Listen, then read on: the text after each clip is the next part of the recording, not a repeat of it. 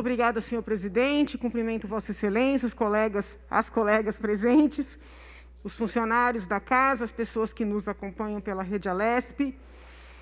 Gostaria de aproveitar essa oportunidade para fazer alguns comentários sempre respeitosos à sabatina do magistrado indicado pelo presidente Jair Bolsonaro para integrar o Supremo Tribunal Federal. A sabatina se iniciou às 8 da manhã, de maneira até surpreendente, religiosamente às 8 da manhã, presidida pela senadora Simone Tebet, que está conduzindo muito bem os trabalhos. Eu acompanhei a sabatina praticamente até esse momento. E eu entendo que, em alguns pontos, o magistrado poderia, sim, de acordo com a legislação, ter se manifestado, porém não se manifestou. E eu vou tomar a liberdade de destacar alguns deles. O primeiro ponto que eu entendo que o magistrado não falou de maneira clara e objetiva se refere à publicidade dos julgamentos no Supremo Tribunal Federal. Dr. Cássio, perguntado por 2 senadores se seria favorável ou não a veiculação de julgamentos no Supremo Tribunal Federal, respondeu dizendo que, se o feito for sigiloso, deve haver uma total preservação. Pelo menos foi o que eu compreendi da fala do sabatinado. E exponho aqui minha divergência. Por óbvio, se tratar de um julgamento envolvendo intimidade de crianças, de famílias, esse sigilo há de ser preservado. Mas se nós estivermos diante de investigações judiciais, de processos criminais envolvendo agentes públicos, entendo que é sim um direito da população ter acesso à íntegra do julgamento. Tal acesso está diretamente relacionado à democracia, ao princípio da publicidade, e vou além. Alguns julgamentos famosos, da nossa história recente, dentre eles destaco o Mensalão, não teriam tido o mesmo resultado se não houvesse o acompanhamento fiel, constante da população. E aqui nada tem a ver com condenar ou punir pela pressão popular, mas sim em aplicar a legislação vigente pela observância popular. São situações completamente diferentes. Então, quero deixar esse ponto aqui registrado. Agradecendo o senador Major Olímpio por ter, inclusive, formulado uma indagação minha ao sabatinado, queria destacar que algumas perguntas do Major Olímpio não foram respondidas. 2 de que eu me recordo são as seguintes.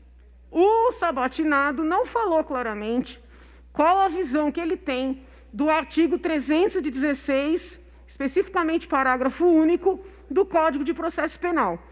Artigo este utilizado recentemente pelo ministro Marco Aurélio para libertar pessoas condenadas em primeira e em segunda instância, situação que ensejou, vamos dizer assim, vou utilizar a palavra intervenção, mas a atuação do ministro Fux, atual presidente da Corte, devidamente provocado pela Procuradoria-Geral da República. O Major Olímpio não perguntou para o sabatinado de nenhum caso concreto, ele pediu uma análise do dispositivo.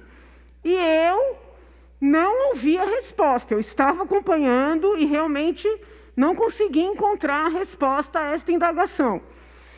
O senador Major Olímpio também perguntou se o magistrado se sentia, vamos dizer assim, confortável para, eventualmente, julgar o caso do senador Flávio Bolsonaro, se este mesmo caso chegar ao Supremo Tribunal Federal, seja para definir questões processuais, seja para definir questões de mérito.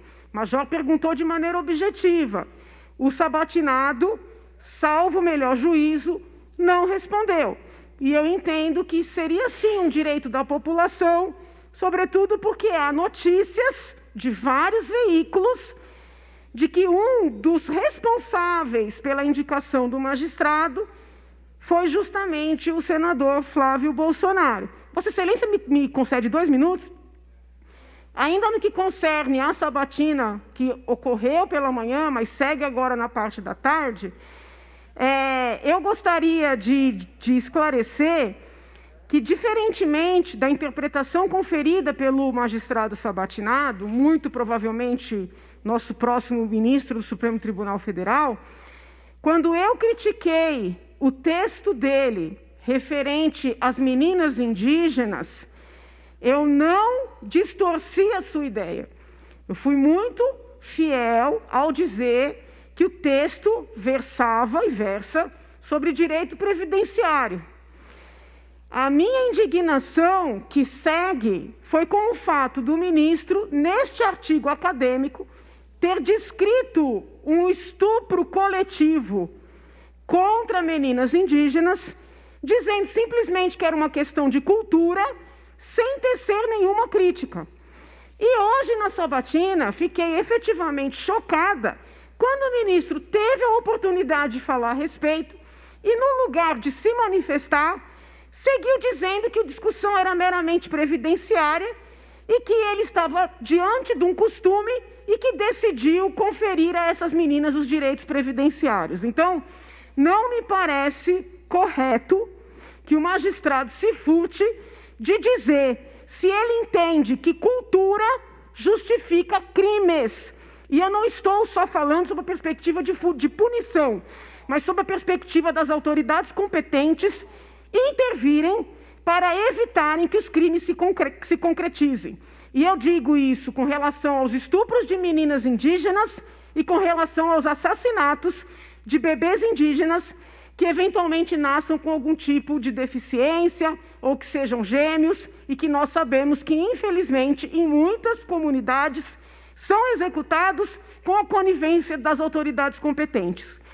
Então, são registros que eu faço com relação à parte que acompanhei e, tal qual disse o senador Girão, rezo sinceramente para que o ministro, o futuro ministro, nos surpreenda positivamente e diga e demonstre, que todas essas minhas objeções eram sem sentido. Muito obrigada, senhor presidente.